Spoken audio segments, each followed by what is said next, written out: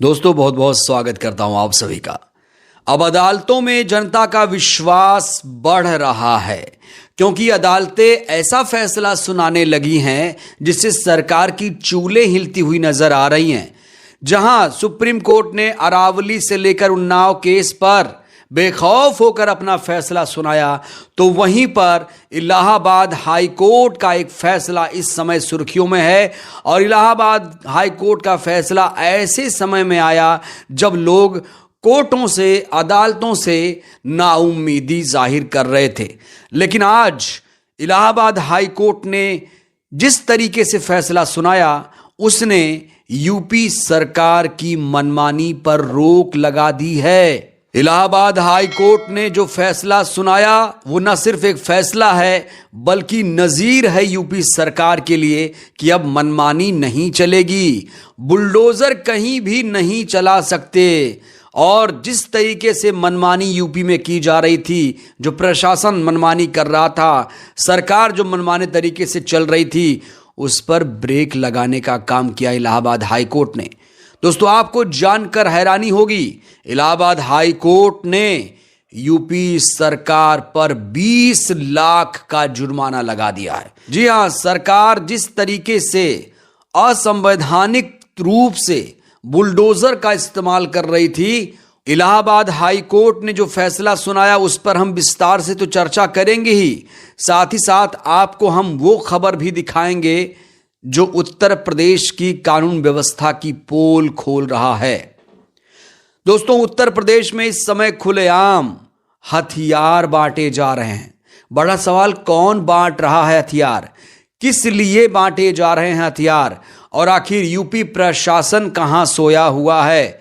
कौन है ये लोग जो आतंकी रास्ते पर जाते हुए नजर आ रहे हैं? वो हम आपको विस्तार से दिखाएंगे। लेकिन सबसे पहले दोस्तों हम इलाहाबाद हाई कोर्ट के फैसले पर बात करना चाहते हैं।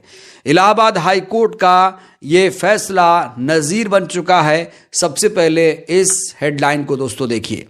इलाहाबाद हाई कोर्ट ने सरकार पर 20 लाख का जुर्माना हर्जाना लगाया, बिना सुनवाई का मौका दिए ध्वस्तीकरण किया था, 2 महीने में भुगतान का आदेश दिया। 2 महीने के अंदर पीड़ित को 20 लाख रुपए जमा करने होंगे सरकार को। दोस्तों आपको बता दें कि यूपी में इस समय बुलडोजर की कार्रवाई लगातार चल रही है, और बुलडोजर को किस तरीके से प्रमोट किया जा रहा है यूपी में, ये मुझे आपको बताने की जरूरत नहीं है।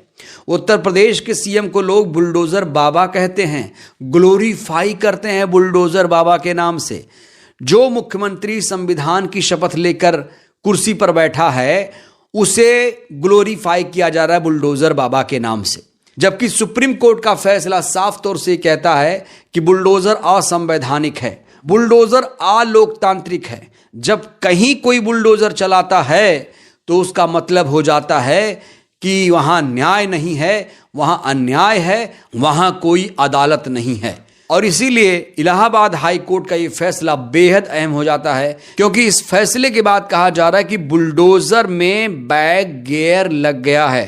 दोस्तों पूरी खबर मैं आपको बताऊं तो इलाहाबाद हाई कोर्ट ने बिना सुनवाई का मौका दिए खातेदार का नाम हटाने, भूमि पर बने निर्माण को ध्वस्त करने के मामले में कड़ा रुख अपनाया।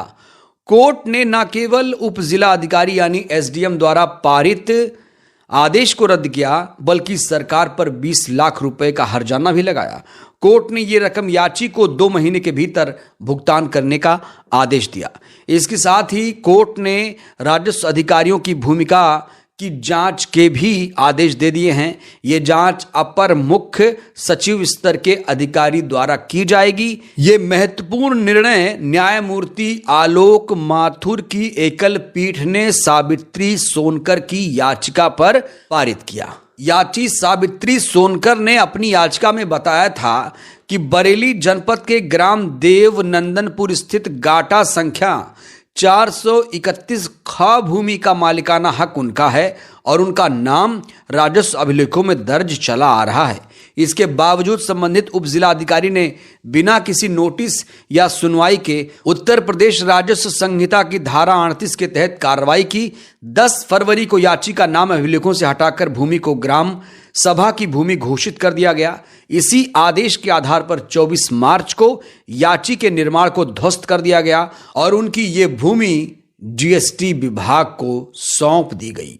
कोर्ट ने अपने निर्णय में यह स्पष्ट कर दिया है कि धारा 38 के अंतर्गत रिकॉर्ड सुधार की जो कार्रवाई की गई वो अवैध और मनमानी थी। न्यायालय ने कहा कि याची को ना तो कोई नोटिस दिया गया, ना सुनवाई का अवसर प्रदान किया गया। ऐसी स्थिति में धारा 38 का प्रयोग इस मामले में नहीं किया जा सकता था। तो इस तरीके से एक पीड़ित को कोर्ट ने बहुत बड़ी राहत दी। दोस्तों, इसीलिए कहा जा रहा है कि कोर्टों पर अब लोगों का जो विश्वास है वो बढ़ रहा है। सोचिए, सावित्री सोनकर को कितनी खुशी मिली होगी। उनके घर, उनके निर्माण को जिस तरीके से ध्वस्त किया गया, उनके सपने पर तो पानी फिर गया था। लेकिन अब हाई कोर्ट के इस फैसले के बाद जो याची हैं, याचिकाकर्ता हैं, वो खुशी से फूले नहीं समा रहे हैं। कहा जा रहा है कि अगर कोर्टें, अदालत ऐसे ही फैसला दें तो किसी को कोई परेशानी नहीं होगी, और जब ऐसा होने लगेगा तो हमारे देश का लोकतंत्र और मजबूत हो जाएगा। दोस्तों, इस बीच उत्तर प्रदेश से एक बहुत दुखद, बहुत शर्मनाक खबर सामने आई है। कहा जाता है कि यूपी में राम राज है, लेकिन इसी राम राज में कैसे खुलेआम संविधान की, कानून की धज्जियां उड़ाई जा रही हैं। सबसे पहले दोस्तों, बिना देर किए आप ये तस्वीरें देखिए। इन तस्वीरों को देखिए दोस्तों, ऐसा लग रहा है देश को ये लोग गृह युद्ध में धकेलना चाहते हैं। खुलेआम घर घर जाकर हथियार बांटे जा रहे हैं। अगर पुलिस इन लोगों पर कार्रवाई नहीं करेगी तो इन लोगों के हौसले बुलंद होंगे। नफरत और हिंसा की हमारे देश में कोई जगह नहीं है, लेकिन इन हिंदूवादी संगठनों को कोई फर्क नहीं पड़ता। ये लोग कॉपी किताब की जगह हथियार बांट रहे हैं। हिंसक विचार से लेकर हिंसक हथियार तक लोगों के घर पहुंचाने वाले देश की एकता, सामाजिक सौहार्द के दुश्मन के खिलाफ कोई संज्ञान लेने वाला है क्या? हिंसा असभ्यों की निशानी होती है और कमजोर होती सत्ता की भी। इस वीडियो को लेकर लोगों ने किस तरीके से रिएक्शन दिया दोस्तों, वो भी आपको सुनना बहुत जरूरी है। एक यूजर लिखती हैं कि देश में हालात चिंताजनक हैं।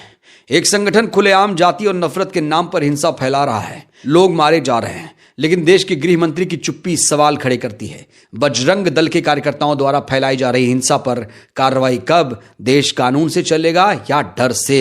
एक यूजर और लिखते हैं, ये लोग खुले तौर पर झगड़ा फैलाने का काम कर रहे हैं और खुली गुंडागर्दी चल रही है। उत्तर प्रदेश सरकार आंखें बंद करके बैठी है। सरकार तत्काल ऐसे उन्मादी लोगों पर कार्रवाई करे और कानून का राज स्थापित करे। वहीं एक यूजर और लिखते हैं, सोनी, अश्विनी सोनी, घर घर हथियार तो तुम पहुंचा रहे हो, कभी कॉपी किताब भी पहुंचाओ ना।